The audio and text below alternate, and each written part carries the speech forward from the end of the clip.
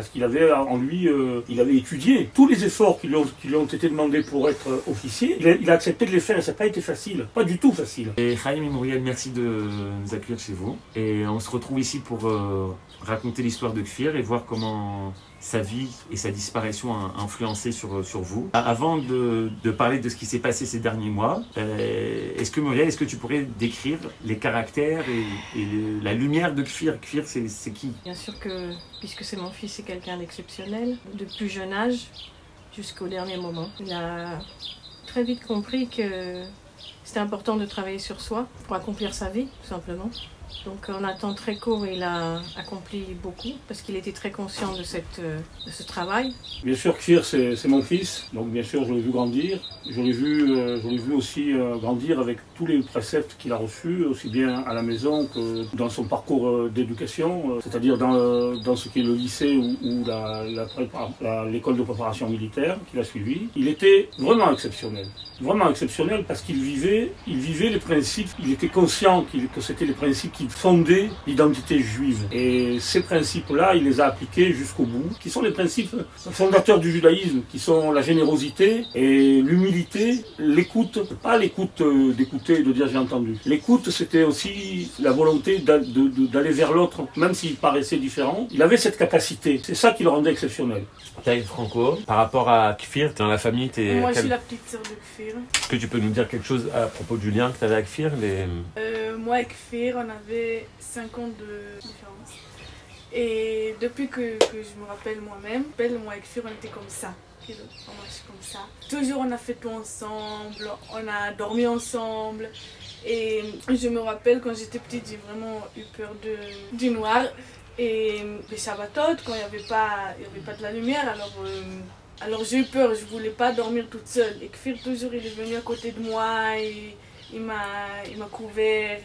Le grand frère. Le grand frère, Mamash. Gam, on était dans la même école. Et toujours, moi j'ai fini l'école, alors il m'a attendu, il est venu jusqu'à ma classe. Et il m'a attendu et toujours on est partis ensemble, on est venus ensemble. Justement, tu parles de ces valeurs juives qu'il incarnait. Est-ce que vous avez une histoire, une anecdote, quelque chose où on a vu justement toutes ces qualités Il y a une histoire qui est connue auprès de tous ceux qui ont rencontré Kfir. Kfir était grand amateur du fil Israël, de ce chemin de grande randonnée qui parcourt le pays. Donc il avait 15 ans, pas plus. Et il marchait, il était premier premier de cordée, c'est-à-dire au début du groupe, et il s'est aperçu que le dernier manquait, le dernier était vraiment très très loin. Il a arrêté sa marche, il est reparti en arrière, il a rejoint le jeune qui était assis, et au lieu de le sermonner, il s'est assis avec lui, puis il a discuté avec lui. Et puis on sait qu'il est reparti avec, et c'est Kfir qui portait le sac. Donc le sien et celui du copain, on sait ça parce que c'est le copain en question qui nous l'a raconté. À ce niveau-là, l'humilité, elle est dans le fait qu'il n'a pas cherché à être le premier, il a cherché simplement à aller écouter le dernier. Ok, donc là on parle de l'adolescence de Kfir, on parle du juif d'Israël. Dites-moi quelques mots sur l'enfance. Vous avez grandi dans quelle ville, Il est né à Jérusalem, on a vécu à Jérusalem, on vit toujours à Jérusalem. Il a été à l'école pas loin d'ici, dans le quartier, l'école Yesodi, et puis après à la Yeshiva, pas loin non plus. Parce que justement, dans la Yeshiva, il y avait ce programme de Shvil, et il était très déterminé. Il a choisi la Yeshiva en fonction de ce programme. Il voulait sans savoir ce que c'était réellement, et il était complètement persuadé qu'il fallait qu'il fasse ça. Il l'a fait 2 fois dans la yeshiva, et il n'a pas fait que ça d'ailleurs. Il a fait beaucoup de choses. Ici c'est dans les mouvements de jeunesse, Ezra, et aussi Acharai, des centaines de choses peut-être. Pour toujours être en contact avec les gens, pour toujours comprendre, connaître, avancer. 18 ans, donc il finit le bac, il a réussi le bac. En même temps, il a réussi à avoir Shvil d'Israël, qu'il a parcouru entièrement, c'est ça? 2 fois, oui. 2 fois. Et là, on arrive donc au moment du Giyuv, de s'enrôler. Ah non, il y a eu entre-temps, il y a la Mechina. Alors justement, raconte-nous, pourquoi cette Mechina et avec quel bagage ça lui a donné? La Mechina, il voulait être avec lui-même et avec les études sur le judaïsme, sans trop se disperser avec les gens. C'était son but, d'apprendre, et ce qu'il voulait apprendre. voilà, sur la Emouna et sur le reste. La Mechina, c'est ce qui pourrait s'appeler une académie militaire, en fait, très militaire. Ça prépare les jeunes à faire le lien entre Torah Israël et Eretz Israël à travers l'armée. Il a eu le choix entre plusieurs Mechinotes dans le pays. Il est allé à toutes les portes ouvertes, voir ce que ça donnait. Mais il était déjà convaincu que la Mechina de Keshet, qui se situe sur le Ramat Golan, était celle où il voulait aller. Mais d'abord, c'est une Mechina qui a un bon nom, une bonne réputation, de préparer des jeunes vraiment à fond, en leur faisant étudier la Torah, la Gemara et les Mishnayot. C'est très important, les Mishnayot. Et puis, c'est aussi dans le Ramat Golan, c'est pas dans une ville. C'est vraiment au contact de ce qu'il y a de plus naturel, de plus... Il était là-bas 1 an et demi et il a appris vraiment beaucoup. Pourquoi les Mishnayot? Parce que c'est une autre caractéristique de Kfir. Et les Mishnayot, qui sont édités qui ont été édités avant le Talmud, sont en fait une source. Il y a dans les Mishnayot quelque chose qui est essentiel, qui est original, bien avant le Talmud. Et c'est ça qu'il recherchait. Il recherchait la sincérité. Il recherchait quelque chose de vrai, il recherchait la vérité où elle se trouvait. Et c'est pour ça que dans les Mechinot, on apprend la Mishnayot. Et il était extrêmement fin et précis sur les Mishnayot. Il a aussi pris le Tanya avec un des rabbins, Pavrota, comme ça. C'était pas dans le programme, mais il voulait absolument travailler là-dessus. Et il était très copain aussi avec le cuisinier. En même temps qu'il étudiait, il faisait aussi la cuisine et voilà, tout ce qu'il y a autour. Jusqu'au jour où il a reçu son ordre qu'il attendait avec impatience, de Gius. Il a été placé dans les chars. Alors, la déception totale, c'est pas du tout ce qu'il voulait faire. Et puis, finalement, il a pris ça du bon côté. Et puis, finalement, il a pris ça du très très bon côté. Et une fois sur place, ça lui a plu, quoi. Donc, Kfir, il a 19 ans. Quand il rentre, il est enrôlé dans l'armée, donc il va dans l'unité des Shirion, des tankistes. Et très vite, il veut pas rester un simple soldat, mais en fait, lui, ce qui l'intéresse, c'est de prendre des responsabilités, et de devenir officier, Katzin. Mefaked, et puis très vite, quoi. Très vite. Et puis après, c'était son but de devenir Katzin pour être lui-même, tout simplement. Parce que je pense que c'est lui qui pense surtout. Que c'était là qu'il pouvait donner le meilleur de lui-même, pas en étant un simple soldat. Est-ce que Kfir, il vous posait des questions, il prenait conseil vers vous quand il avait des hésitations, toujours. Des questions, que ce soit à l'armée ou avant l'armée? Ouais. Il écoutait son père, il écoutait sa mère, et il faisait sa salade en Oui, exactement. Oui. Et de ça, il tirait ce qu'il avait envie de faire. C'est vrai que toujours, il nous en parlait. Et on était présents, bien sûr. Il parlait de ses hésitations, en fait, alors qu'il avait probablement déjà déterminé son choix. Mais il voulait partager avec nous ses hésitations qui sont... il proposait ses choix. Il avait l'habitude toujours de parler d'abord avec sa mère parce qu'elle était de très bons conseils. Et après, il parlait avec moi en me disant « J'ai décidé de faire ça, qu'est-ce que tu en penses ?» Mais c'est tout à fait légitime parce que moi, je suis un peu moins au fait de tout ce qui se passe dans l'armée. Sa crainte, quelque part, à moi en tous les cas, il n'a jamais exprimé cette crainte, mais c'était de passer à côté de quelque chose. C'est-à-dire si je suis soldat seulement, je servirai Israël, c'est ce que je veux, mais je le servirai à moitié. Alors qu'un officier, il va servir mieux son pays. La cause. Il va s'engager parce qu'il prend des décisions en fait. Et qu'il était sûr de prendre les bonnes décisions. Et ça demandait un énorme effort de sa part. Et il a été tout à fait prêt à les faire, donc il les prenait toujours du bon côté. Il avait toujours le sourire. Il avait sa façon à lui de penser et c'était très spécial. Et c'est pour ça qu'on le sollicitait. Et pas parce qu'il était le Metztayen, comme on veut qu'il soit. Il était bon, il était excellent, mais d'une façon différente. Mais ça on peut que l'imaginer. On est sûr qu'il il voulait être vraiment au service d'Israël, au service de Eretz Israël, principalement, parce que ça, c'était ce qu'il avait acquis dans son enfance et dans son adolescence. C'était la nécessité. Un juif, pour lui, devait être au service du peuple juif et de la terre d'Israël. Il y a une anecdote où il a pris une décision, mais il nous parlait pas beaucoup quand même de ce qu'il faisait à l'armée, des décisions qu'il prenait. Mais il a été longtemps, au début, il était au poste aux frontières de Kouneitra, la frontière syrienne. Un jour, on a entendu qu'il y avait eu un tir unique qui avait atteint sa cible. C'était un responsable iranien, je ne sais pas exactement. Et ce tir était le premier à cet endroit-là depuis 1974. Alors je lui ai dit, tiens, lorsqu'il est arrivé en permission, je lui disais, c'est pas mal, c'est là où vous êtes, vous, quoi. Ah oui, bon, tu sais, c'est quelqu'un, oui, ils ont donné un ordre, ils ont tiré. Et évidemment, on a appris par la suite que c'était lui qui avait tiré, qui avait reçu l'ordre et qui avait calculé. Bon, il avait fait tout le travail qu'il fallait. Et c'était donc son unité, sous ses ordres, qui avait réussi le tir, quoi. Bon, voilà une décision qu'il a prise. Tu m'as raconté une anecdote à propos de ça. Oui. Et pourquoi ils ont choisi Kfir pour ce tir Oui, parce qu'ils étaient sûrs ils l'ont choisi parce qu'ils étaient sûrs qu'il allait le faire, en fait. Et qu'il allait le faire bien. Et surtout, qu'il était tout à fait en possession de tous les éléments, parce que que c'était un travail sans ordinateur, sans internet, puisque c'était sur une position sensible. Donc il a fait tous les calculs qu'il avait appris à faire, exactement quel obus il fallait prendre, la taille, le modèle, il y a plusieurs modèles d'obus, et à quel moment il fallait faire, et en fonction des éléments qu'il avait reçus, eh bien il a accompli sa mission. Une question sur l'avenir d'Israël et comment Kfir envisageait son avenir à lui. Est-ce que vous avez parlé à Kfir de comment il voyait tout ce qu'il y avait avant le 7 octobre, les dissensions dans le peuple?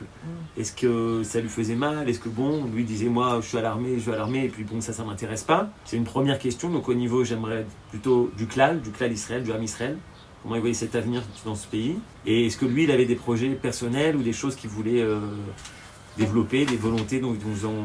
D'abord il n'est pas allé à l'armée et dire le reste ne m'intéresse pas, il est allé à l'armée pour faire partie de ce peuple-là et agir. Dans cet endroit-là de l'armée, c'est pour agir jusque où c'est possible, quoi. C'était pas un monde en soi, c'était pour le monde, pour le peuple. Et bien sûr qu'il avait des projets d'ici jusqu'à la fin de sa vie, bien sûr. Le premier des projets, c'était de se marier avant Pessah.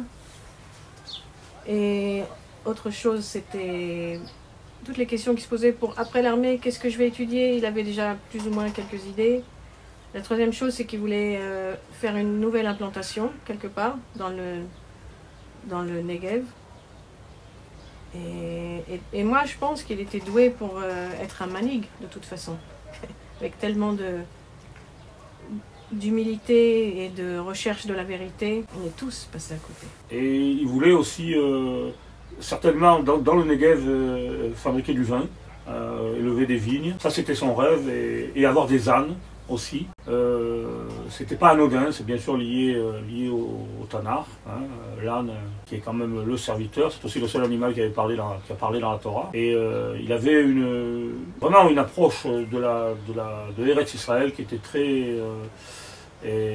dans l'amour de la terre et du peuple. Et du peuple. Il voulait vraiment faire du vin. Peut-être il aurait peut-être fait du vin, le roglic, le vin qui est destiné au temple. Peut-être, ça je ne sais pas, on n'en a pas parlé. Il a été choqué. C'est la dernière discussion que c'est une des dernières discussions que j'ai eues avec lui, puisque depuis le 7 octobre, moi je ne l'ai plus revu et on n'a sûrement pas eu le temps de parler les quelques minutes au téléphone jusqu'à ce jour fatidique du 15 novembre.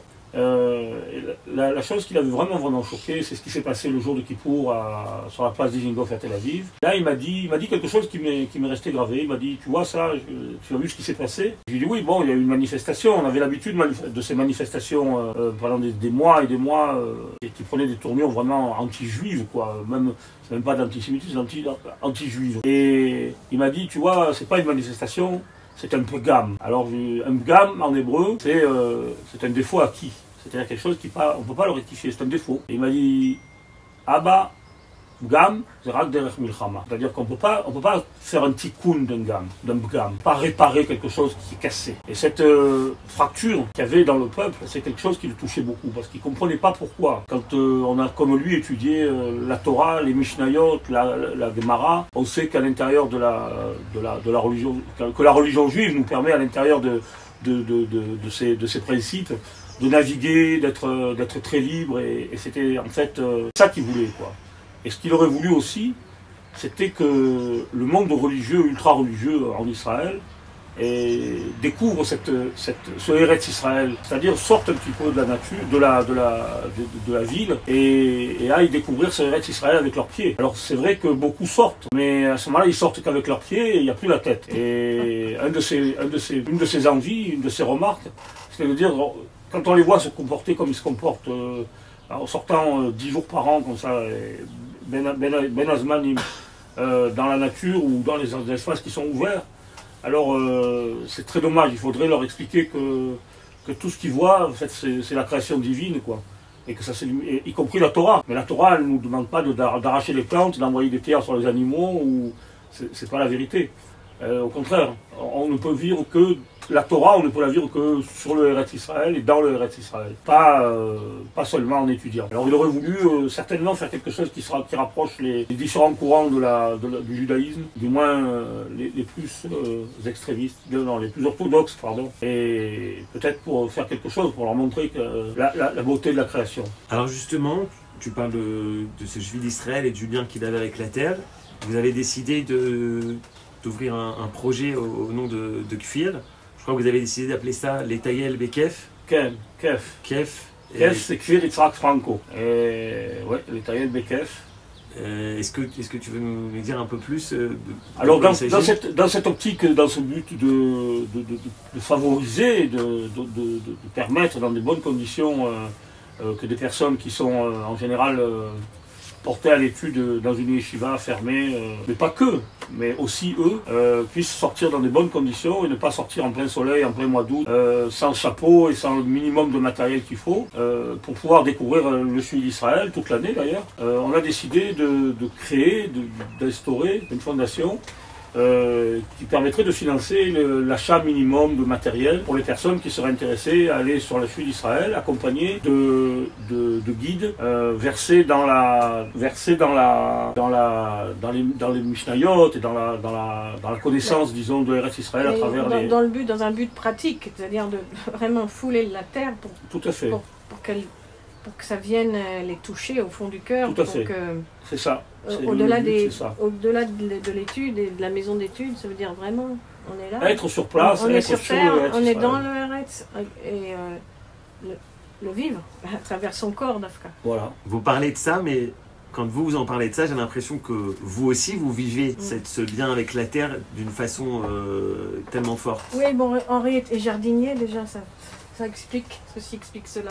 Oui, mais c'est vrai bien qu'on sûr le vit, que oui. nous, on est venus par amour pour la Torah, pour vivre nous-mêmes, quoi, pour être nous-mêmes. Parce qu'en France, j'avais pas l'impression de l'être, même si j'étais pas religieuse ou dans la connaissance de tout ça, j'avais quand même cette impression que j'étais pas moi-même. Alors, je suis venue ici pour réaliser cette partie de moi-même.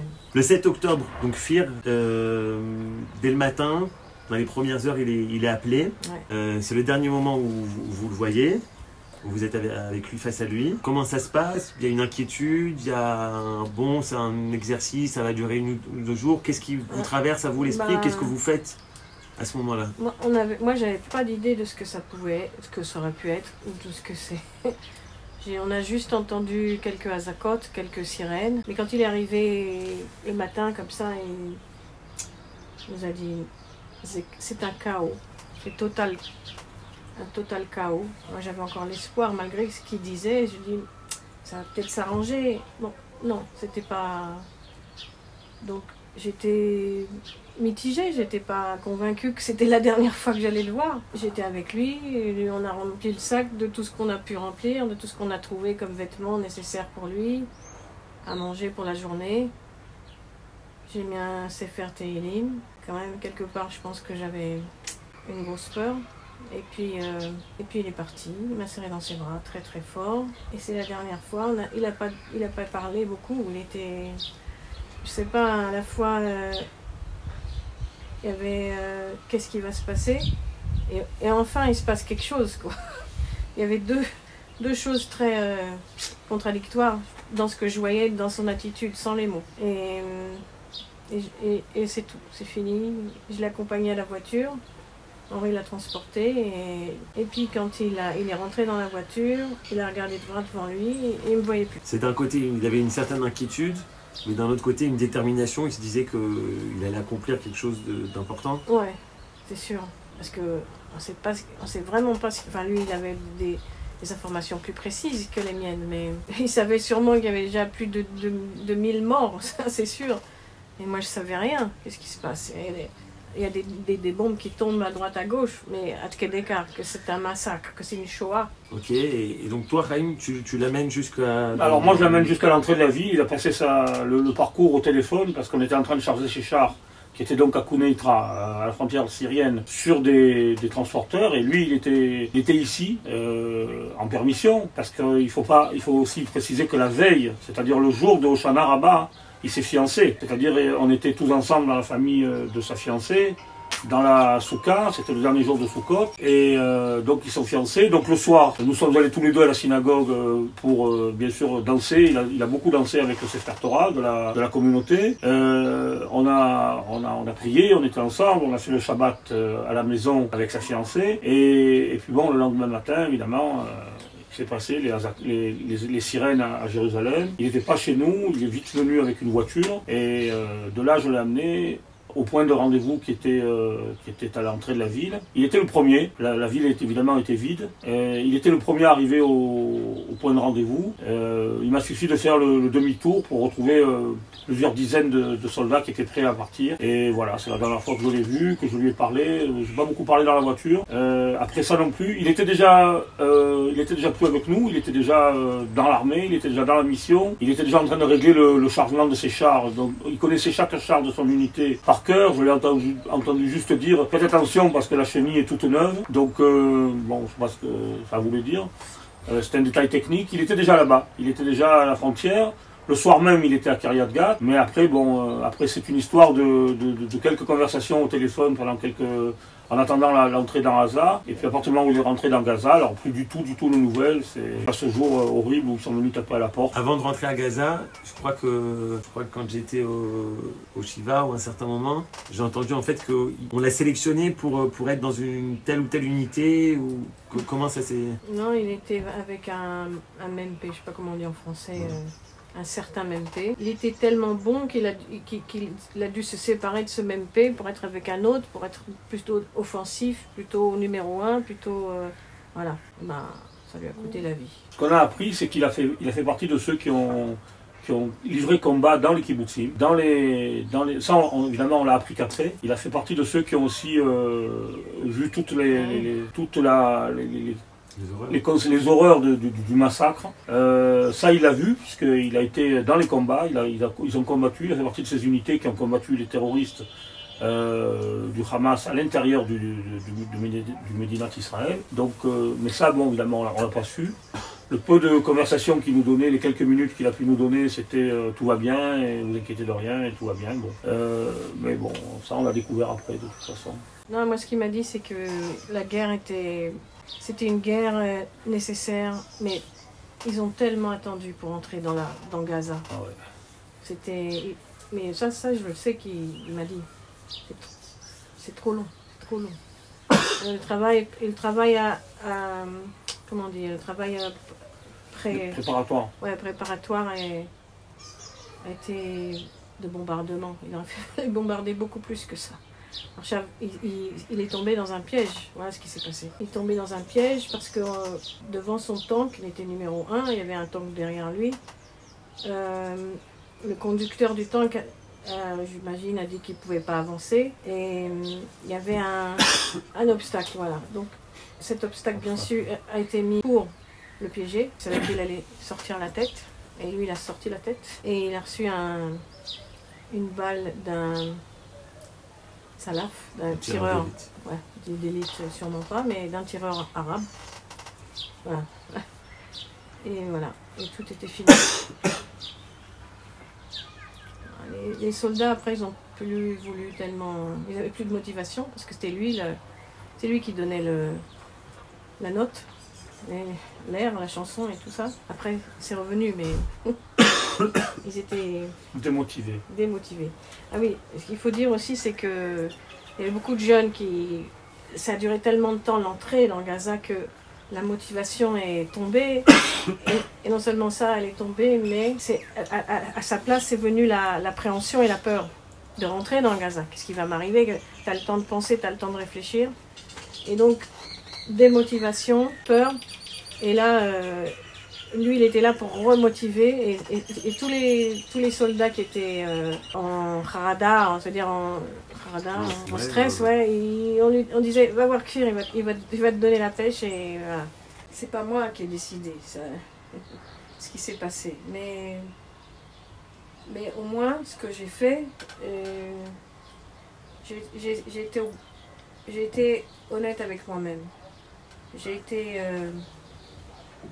au bout de moi-même. Il s'est passé ce qui s'est passé, mais c'est comme ça. Voilà. Ok. J'ai été honnête avec moi-même. De venir ici et de fonder une famille ici. Les conséquences, c'est pas entre nos mains. Qu'est-ce que tu aimerais que les gens retiennent de ton fils, de Kfir? L'honnêteté, d'être allé jusqu'au bout de chaque acte de sa vie, jusqu'au dernier, sans peur. Il y avait peut-être de la peur, mais en tout cas, il l'a fait.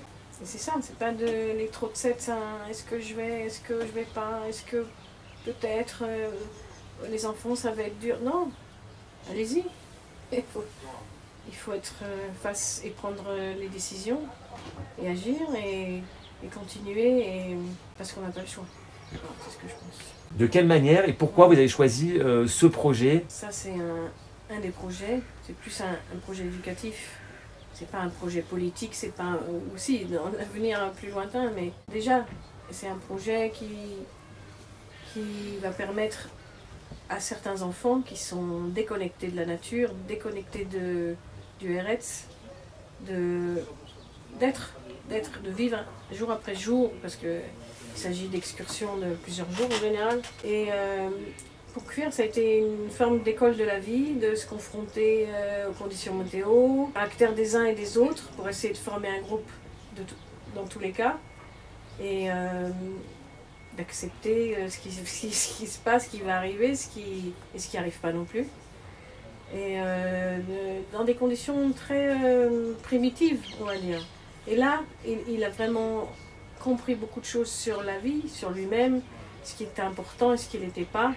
Et puis de respecter chacun aussi dans ses différences et de l'écouter et d'avancer. Parce que de toute façon, quand il faut passer d'un point A à un point B, c'est ça le but. Donc ça me paraît une idée géniale de faire participer le plus de gens possible dans ce projet-là pour comprendre, pour se comprendre aussi. Et connaître Israël, et connaître Eretz Israël. De quelle manière ta vie a été influencée depuis la disparition? A été chamboulée, bouleversée? Non, ma vie a été changée. Et toi aussi? Ma vie a été, comment dire, renversée. Ouais, c'est ça, renversée. Renversée. Ma vie est devenue à l'envers de ce que je pensais qui était bien, de ce que je pensais qui était important, de ce que je pensais que rien de ça est vrai, plus ou moins. Et il faut continuer de vivre. Des fois c'est dur. Mais il faut que je le fasse. Et aussi pour lui.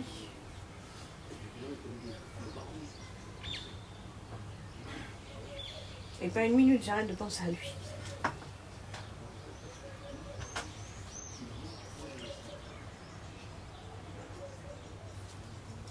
Est-ce que toi, il y a des choses qui te permettent, qui t'aident à surmonter Ouais.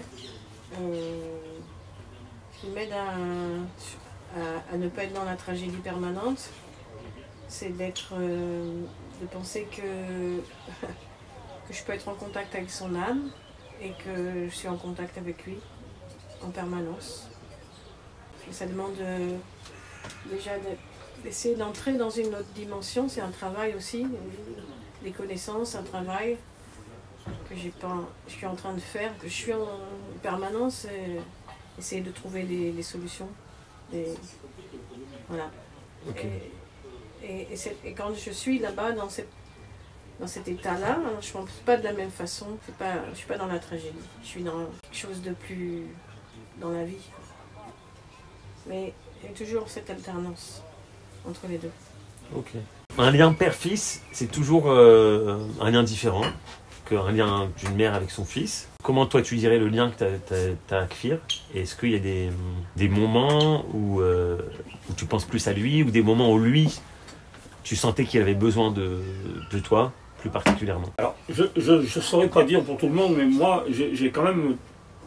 moi, personnellement, j'ai toujours conscience que je faisais partie... C'est peut-être un peu schizophrène, mais à la fois en tant qu'individu et en tant que membre d'une chaîne de juifs qui vivent et puis qui sont une partie de la chaîne qu'il y avait avant et de ceux qui donnent après. C'est comme ça que j'ai fait grandir mes enfants, et Baruch Hashem, il y a des filles, et pareil pour les filles et pour les filles, on est à la fois des individus qui vivent notre vie au jour le jour, et puis on est une partie du peuple juif. En hébreu on dit une choulia, c'est en fait un maillon de la chaîne.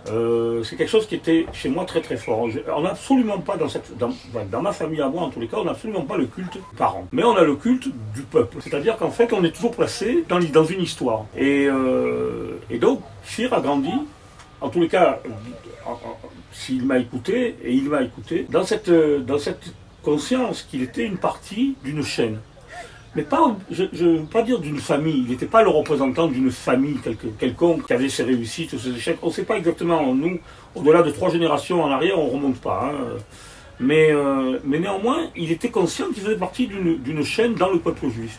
Je crois qu'une des raisons de son engagement très fort dans l'amour de la terre d'Israël, et dans l'armée, parce que dans son engagement dans l'armée, ça vient de cette conscience qu'il était à ce moment-là, il faisait partie du peuple juif. Il n'était plus le fils d'eux, ou il n'était plus porteur de ce nom, il était une partie du peuple juif qui devait faire quelque chose pour le peuple. C'est pour ça qu'il le faisait d'ailleurs de façon tout à fait volontaire, parce qu'il était convaincu que c'était sa position en fait. Alors évidemment, les rapports que j'avais entre lui, les rapports que nous avions, mais les rapports de père et fils, hein, c'était pas toujours...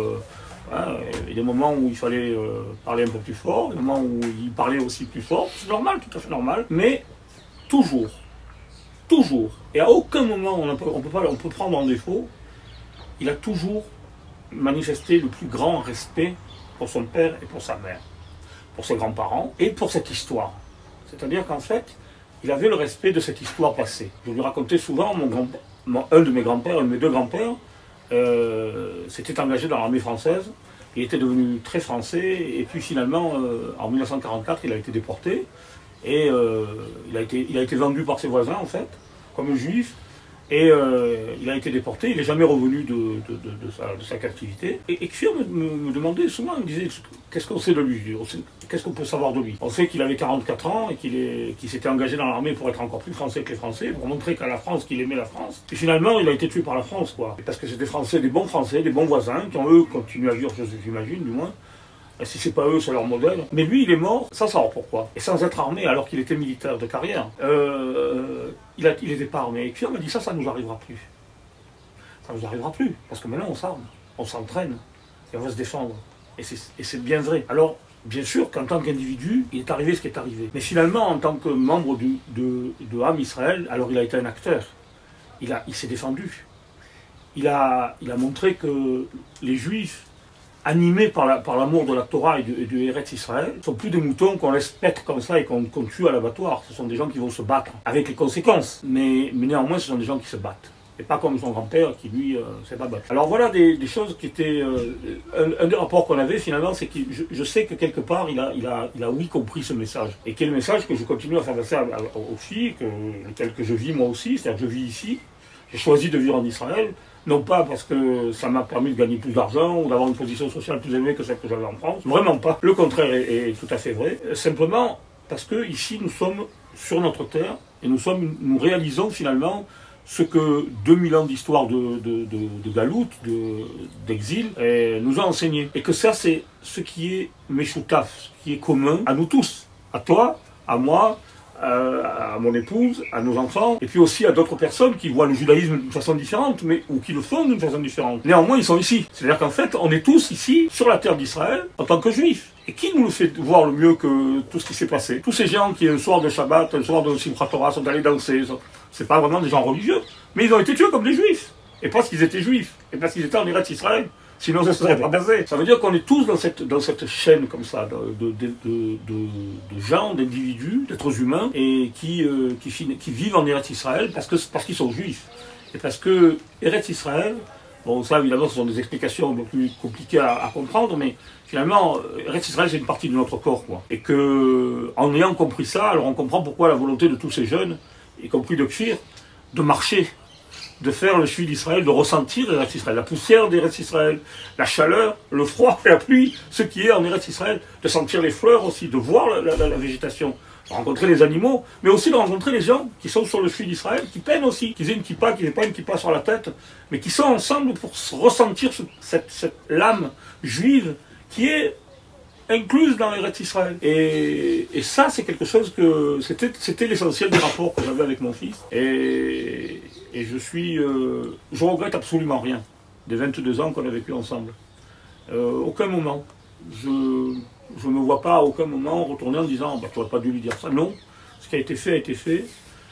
Et pourquoi et comment ce qui s'est passé, je ne sais pas. Mais ce que je sais, c'est qu'il est tombé la tête haute. Et pas comme d'autres. Y compris son grand-père, qui n'est pas tombé la tête haute, malheureusement, qui a été assassiné, alors qu'il était militaire il savait se battre. Il a prouvé d'ailleurs, les années précédant la guerre, il s'est battu. Mais non, il est parti comme ça, et il savait bien sûr qu'il était juif, mais dans quelle proportion? Je ne sais pas l'histoire du grand-père, on connaît que la fin, on connaît un peu son histoire, mais la fin de ce grand-père-là, c'est quelque chose qui avait marqué Kfir, parce qu'il savait qu'il ne fallait pas que les juifs continuent de vivre comme ça. Et qu'il valait mieux mourir la tête haute que mourir battu au coin d'une rue, dans une ville étrangère, comme un chien comme ça, parce qu'on est juif. Ça, c'est ce qu'il avait reçu ici. On fait là cette vidéo en français. Toi, ça fait plus de 30 ans que tu as quitté la France. Est-ce qu'il y a un message que tu veux faire passer aux juifs de France? Comment est-ce qu'on peut être juif en France?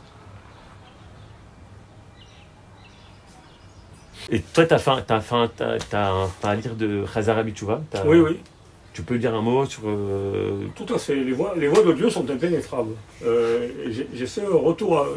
Je suis né dans une famille absolument...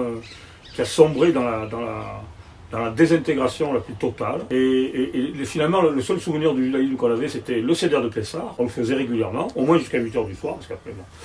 Et Yom Kippour, quand même, on a insisté pour aller à la synagogue où mon grand-père avait une place. Déjà, c'est la même synagogue. Mais à part ça, rien. Et puis un jour j'ai eu une question comme ça. Je faisais des études de sémantique orientale. Et on a eu une question sur le comportement...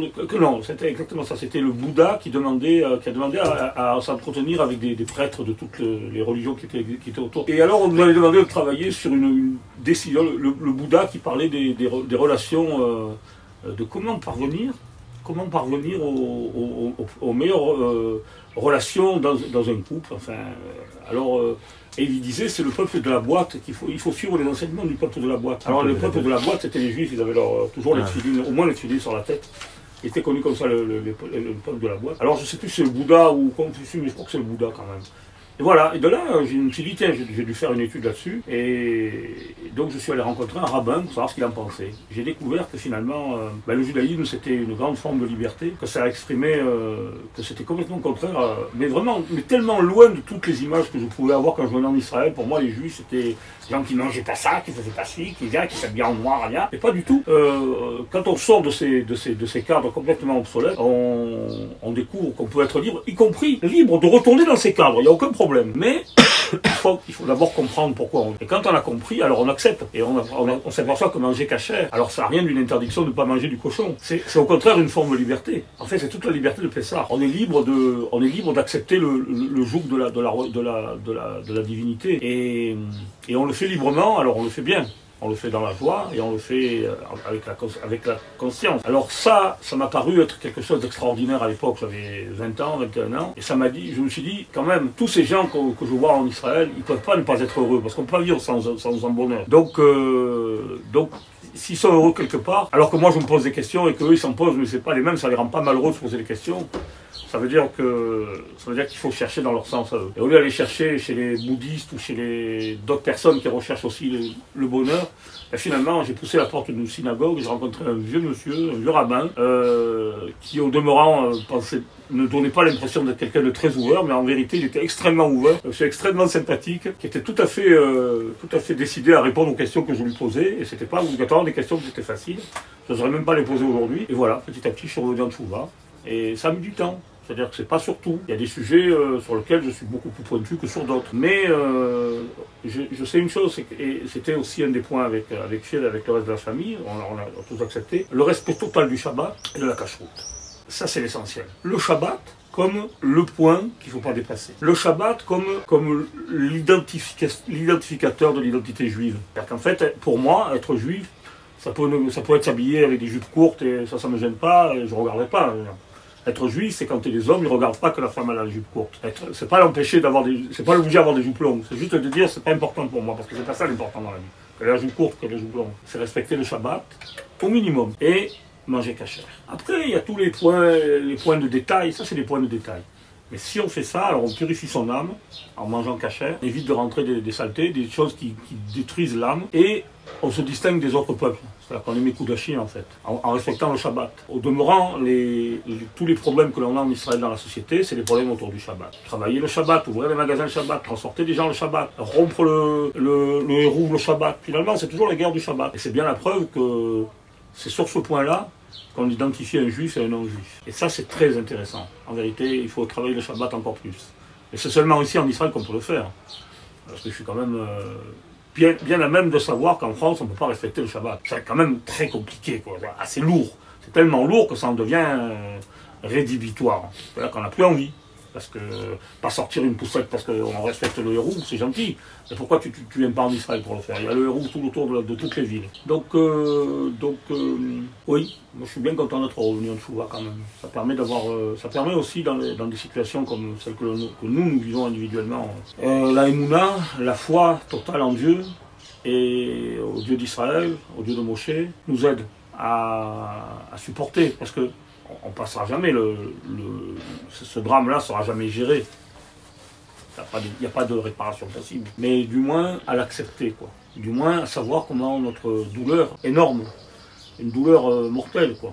Pour nous les parents, les enfants. On a quand même quelqu'un vers qui se retourner. Je suis vraiment désespéré, désolé pour les gens qui n'ont pas la foi et qui subissent la même épreuve que nous. Parce qu'ils n'ont pas de réponse. Et eux, ils peuvent vraiment tourner mal, quoi.